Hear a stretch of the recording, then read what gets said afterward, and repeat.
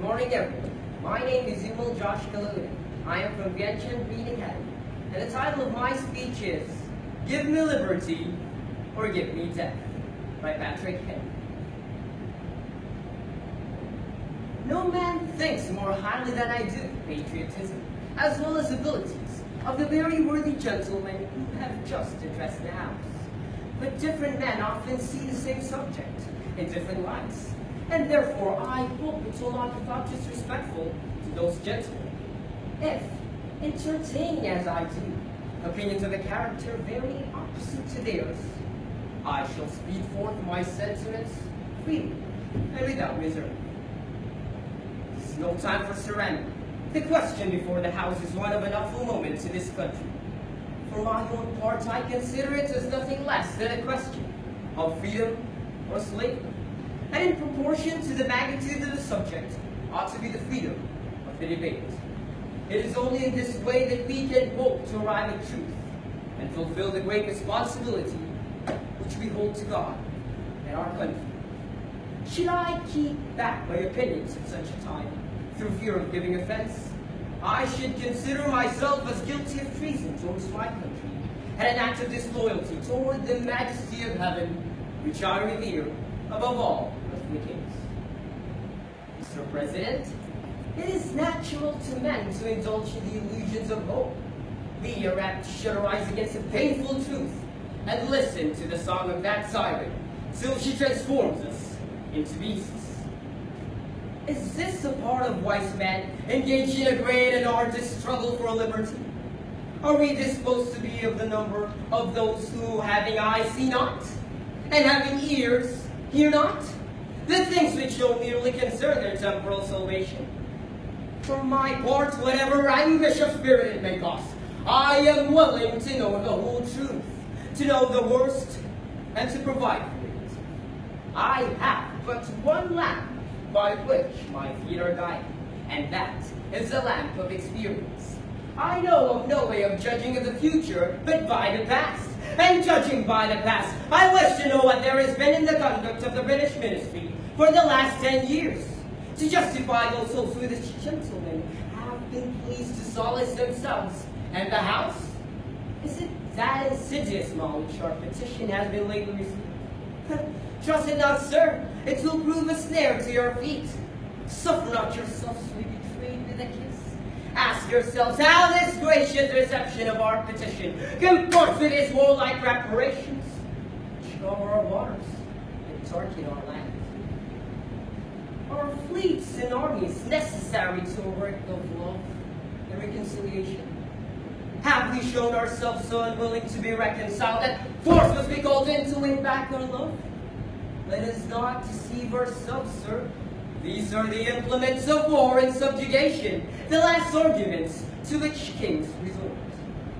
I ask, gentlemen, sir, what means this martial array if its purpose be not to force us to submission?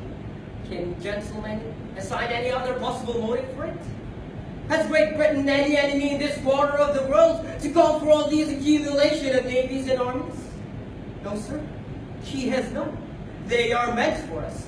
They can be meant for no other. They are sent over to bind and rivet upon us those chains which the British ministry have been so long forging. And what have we to oppose to them? Shall we try argument? Sir, we have been trying that for the last 10 years. Have we anything new to offer upon the subject? Nothing. We have held the subject up in every light of which it is capable, but it has been all in vain. Shall we resort to entreaty and humble supplication? What terms shall we find which have not been already exhausted?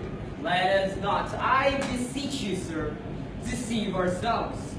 Sir, we have done everything that could be done to avert the storm which is now coming on. We have petitioned, we have remonstrated, we have supplicated, we have prostrated ourselves before the throne, and have implored its interposition to arrest the tyrannical hands of the ministry and parliament. Our petitions have been slighted, our remonstrances have produced additional violence and insults, and we have been spurred with contempt from the foot of the throne. vain after these things may we indulge the fond hope of peace and reconciliation. There is no longer any room for hope. If we wish to be free, if we mean to preserve and violate the inestimable privileges in which we have been so long contending, if we mean not basely to abandon the noble struggle in which we have been so long engaged, and which we have pledged ourselves never to abandon until the glorious object of our contest shall be obtained, we must fight. I repeat it, sir, we must fight, and appeal to arms and to the God of hosts is all that is left to us.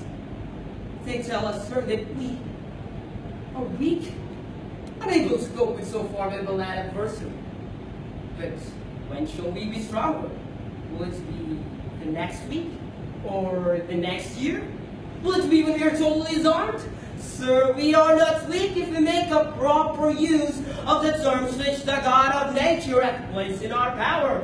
3 millions of people armed in the holy cause of liberty, and in such a country as that which we possess, are invincible by any force which your enemy can send against us. Besides, sir, we shall not fight our battles alone. There is a just God who presides over the destinies of nations, and who will raise up friends to fight our battles for us. The battle, sir, is not to the strong alone. It is to the vigilant, the active, the brave. Our chains are forged. Their clanking may be heard in the plains of Boston. The war is inevitable, and let it come. I repeat it, sir, let it come. It is in vain, sir, to extenuate the matter. Gentlemen may cry peace, peace. But there is no peace. The war is actually begun. The next gale that sweeps from the north will bring to our ears the clash of resounding arms. Our brethren are already in the field. Why standing here idle? Is life so dear and peace so sweet as to be purchased at the price of chains and slavery? Forbid it! Almighty God, I know not what course others may take, but as for me, give me liberty, or give